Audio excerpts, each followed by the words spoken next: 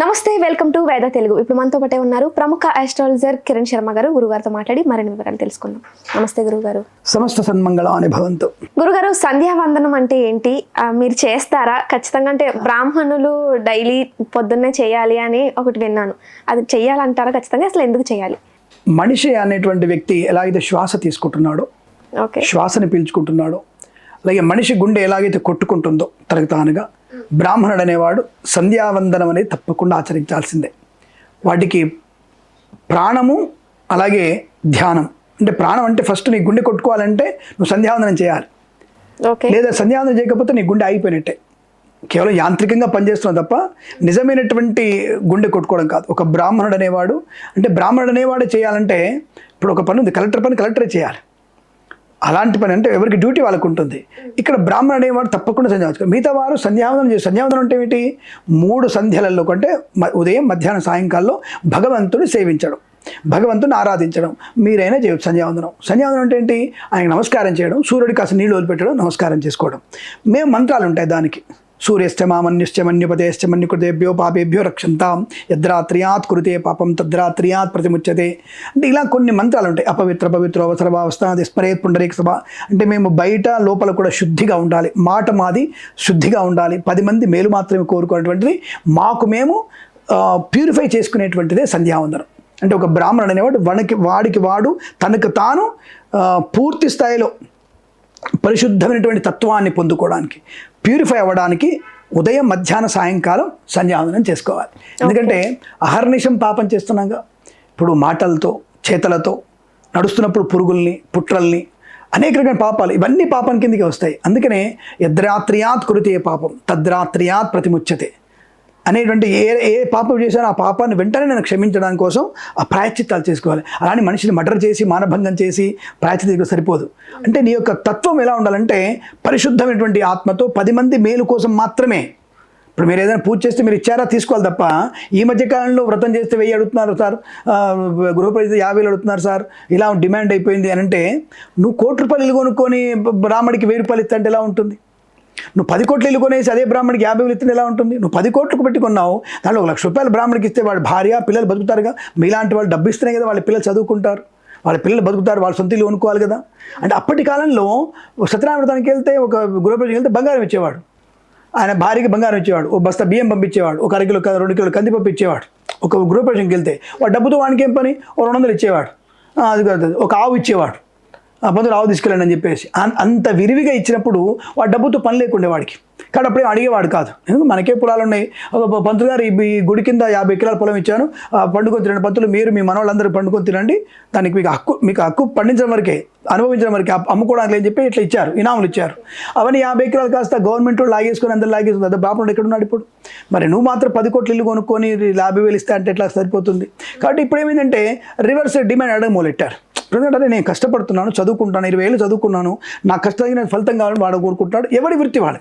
ఇప్పుడు software, hardware వాడు, కార్మికుడు, ఫైర్లు వేసి పైన చెప్పాడు, అందరినీ ఈక్వల్గా చూస్తాం మనం.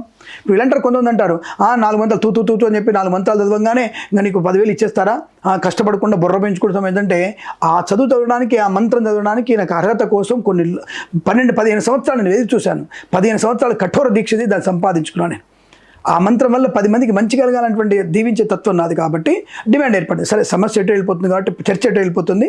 సంధ్యావందనం అంటే 3 కాలాలు కూడా భగవంతుణ్ణి ఆరాధించేది అనేది అర్థం. అది బ్రాహ్మణ అనేవాడు సంధ్యావందనం, తప్పకుండా నిత్య అగ్నిహోత్రం, తప్పకుండా జంధ్యము, ఇవన్నీ కూడా మనకి నిత్యకర్మలు ఉండాల్సిందే.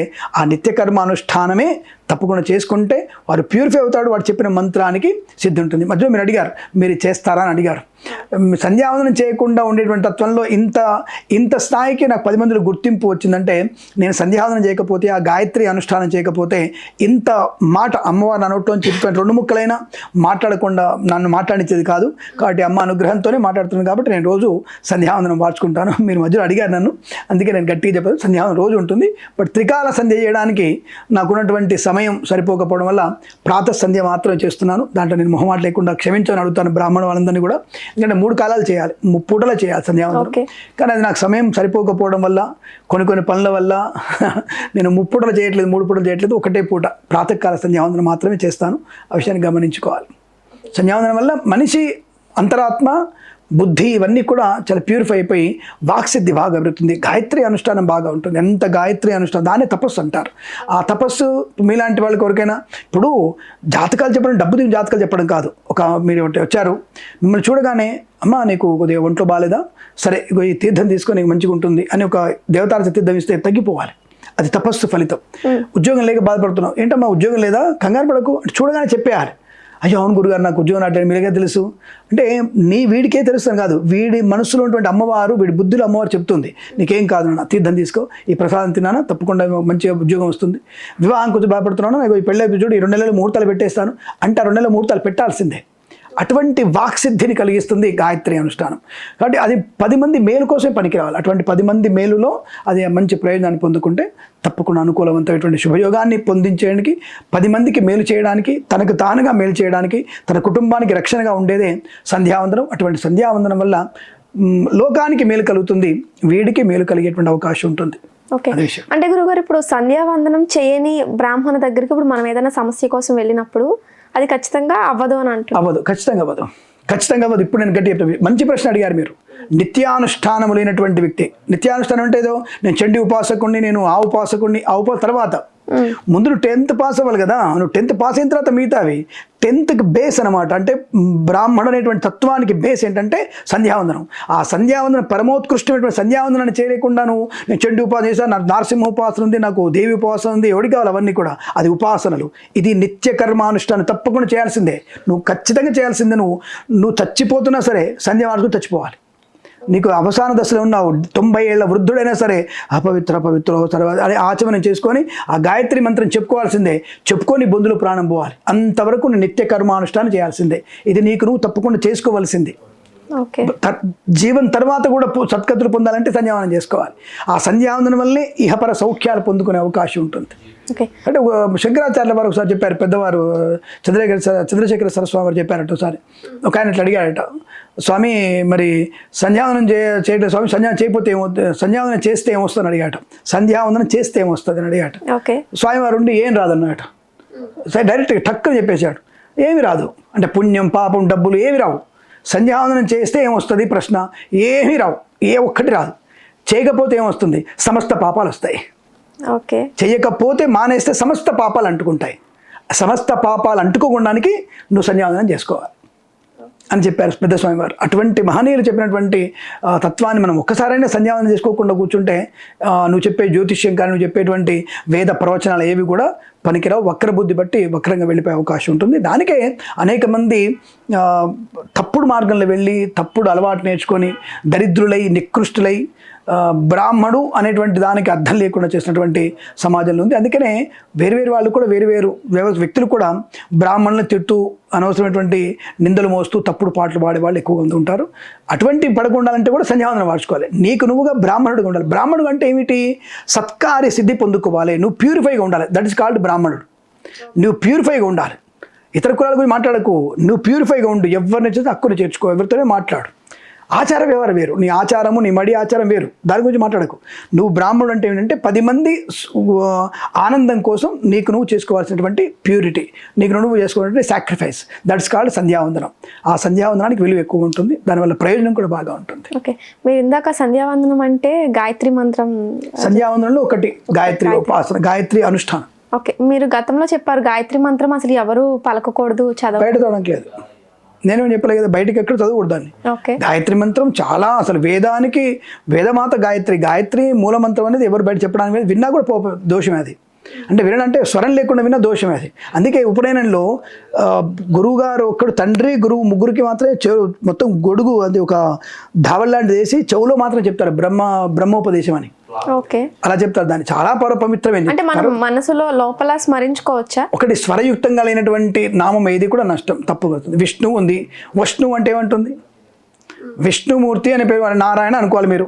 నిరాయణ అంటే ఏమొస్తుంది చెప్పండి. ఇప్పుడు నాకు నారాయణ పేరు, నిరాయణ అంటే ఏమొస్తుంది, అర్థం ఉంది దానికి ఏమన్నా? దానికి వేరే అర్థం ఉంది. కాబట్టి ఏది ఎలా అలా పలకాలి.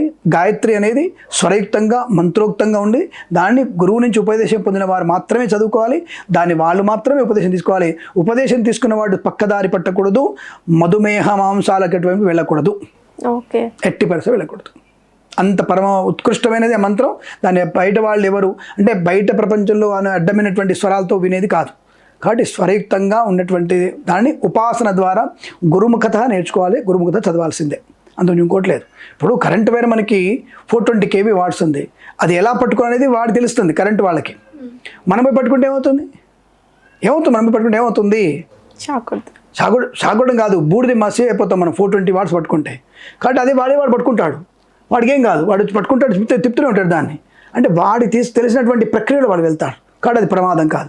మంత్రం కూడా అలాంటిది. ఎవరు ఎలా చదవాలి, ఎప్పుడు చదవనేది మంత్రద్రష్టకి తెలుస్తుంది.